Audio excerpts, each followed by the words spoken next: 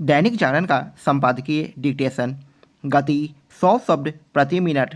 Start होगा 5 second बाद।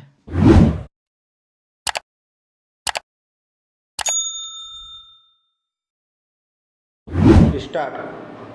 आम चुनाव के बीच कर्नाटक में जनता दल एस सांसद एवं लोकसभा प्रत्याशी प्रज्वल रेवन्ना की ओर से तमाम महिलाओं के यौन उत्पीड़न के वीडियो सार्वजनिक होने के बाद पक्ष विपक्ष में आरोप प्रत्यारोप के सिलसिला छिड़ जाने पर हैरानी नहीं, चूँकि प्रज्वल रेवन्ना पूर्व प्रधानमंत्री एच.डी.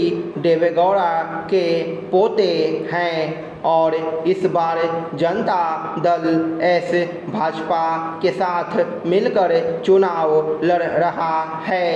इसीलिए कांग्रेस और भाजपा एक दूसरे पर निशाना साध रहे हैं। ऐसा हमेशा होता है, लेकिन जो मुश्किल से होता है वह यह है कि ऐसे मामलों में आरोपित नेताओं के खिलाफ गहन जांच नहीं हो पाती और होती भी है तो धीमी गति से, और कई बार तो जांच के नाम पर लीपापोती भी हो जाती है।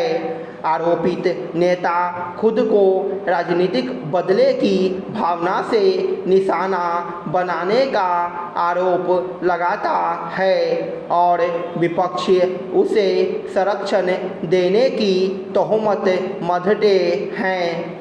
यह ठीक है कि कर्नाटक सरकार ने प्रज्वल रेवन्ना के बेहद गंभीर मामले की जांच के लिए विशेष जांच दल का गठन कर दिया, लेकिन इसकी अनदेखी नहीं की जा सकती कि यह मामला कई वर्ष पुराना है और उसे लेकर पहले भी आरोप प्रत्यारोप सामने आ चुके हैं।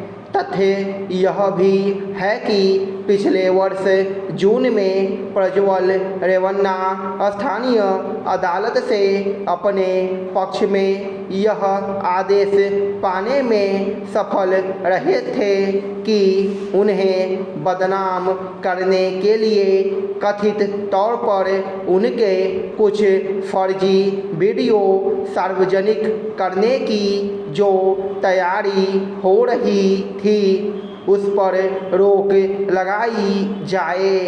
क्या यह विचित्र नहीं कि तब कर्नाटक सरकार ने इस पर गौर नहीं किया कि किन वीडियो का उल्लेख हो रहा है और जिन्हें प्रज्वल रेवन्ना फर्जी बता रहे हैं वे सही भी हो सकते हैं। क्या कर्नाटक सरकार इसलिए मौन रही कि तब देवेगौड़ा की पार्टी एवं भाजपा में गठबंधन नहीं हुआ था और कांग्रेस को उसके अपने साथ आने की उम्मीद रही हो? प्रश्न यह भी है कि यदि भाजपा को प्रज्वल रेवन्ना के इतने गंभीर मामले की जानकारी हो गई थी तो उसने इस पर जोर क्यों नहीं दिया कि सच्चाई जाने बिना वह उनकी उम्मीदवारी का समर्थन नहीं कर सकती।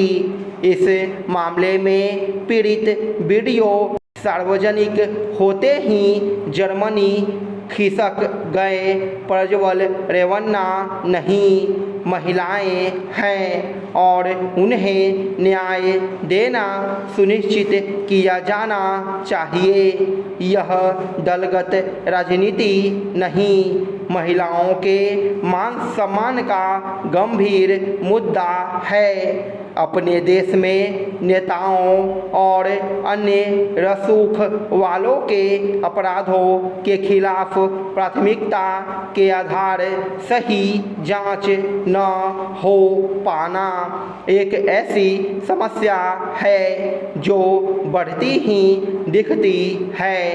एक ऐसे समय यौन उत्पीड़न के गंभीर आरोपों की समय रहते सही तरह जांच न हो पाना शर्मनाक है, जब हर दल नारी सम्मान की रक्षा के प्रति खुद को समर्पित बताता है।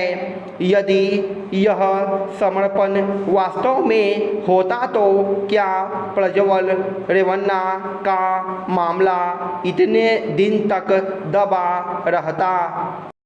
लोकसभा चुनाव के 2 चरण संपन्न हो चुके हैं। इन्हें लेकर अलग अलग दावे किए जा रहे हैं, लेकिन यह नहीं कहा जा सकता कि उनमें कोई सच्चाई है। अभी तक 191 सीटों के लिए मतदान हो चुका है। इन सीटों के लिए किसी रुझान के बारे में पक्के तौर पर कुछ नहीं कहा जा सकता, क्योंकि इन निर्वाचन क्षेत्रों की प्रकृति एक जैसी नहीं। इन 191 में से करीब 40% सीटें दक्षिण भारत की है। दक्षिण में मतदान का रुझान उत्तर से काफ़ी अलग रहता है, इसलिए कोई भी सामान्यीकरण उचित नहीं। पिछले चुनाव में इनमें आधी सीटें भाजपा ने जीती थी, लिहाजा इनके नतीजों में 10 से 20% का विचलन अंतिम परिणाम को शायद निर्णायक रूप से प्रभावित नहीं करेगा। 2 चरणों के आधार पर हार जीत का माहौल जल्दबाजी कहा जाएगा। अभी जो हो रहा है वह केवल मनोवैज्ञानिक बढ़त हासिल करने का खेल है। स्टॉप।